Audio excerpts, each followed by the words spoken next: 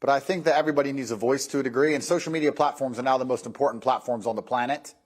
They control information and they influence real-world decisions, and they influence people's perception of reality. The last few years of COVID have been a perfect example of what happens when you censor one side of the argument and you only allow one point of view to be purported by the matrix in and of itself, and that's how you end up in tyrannical situations. I think you were just discussing that, Piers. Yeah, and I think that's a perfectly valid point.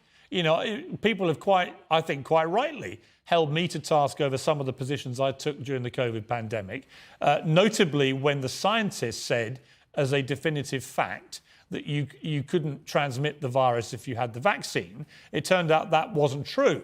And I based my observations on that supposed fact and said, right, well, in that case, if you refuse to be vaccinated, you shouldn't get the same rights as people who've been vaccinated. If it's true that if you're unjabbed, you can pass it on. It turned out, actually, there's not much difference whether you've been vaccinated or not. And at that point, I changed my mind. But I felt that there were a lot of people who were being deplatformed from Twitter at the time for questioning the validity of scientific statements, and they would then be a complete U-turn. So I do think it was a very interesting period, actually, for testing what free speech means. It was actually worse than that.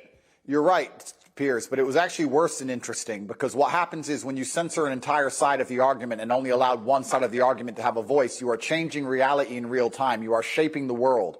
The only reason that scam continued as long as it did, and the only reason people didn't get to see their own parents get buried, and the only reason people sat and missed cancer appointments because they were scared of the common cold, was because they were censoring anybody who said anything contrary to the purported version of events that the mainstream media decided they want the entire world to swallow. It's beyond simply interesting, and it's beyond simply funny or coincidental. Yeah, I will challenge you on one thing. It's not the common cold, right? COVID-19 has killed 6.6 million people. It is one of the most deadly viruses, certainly of our lifetime. So it wasn't the common cold, but I do think it is completely justified for people to say we should be more cautious, I think, about accepting during fast-moving pandemics the word of scientists as being sacrosanct, because on a number of things, from the use of masks to the efficacy of vaccines in preventing transmission, they did massive U-turns.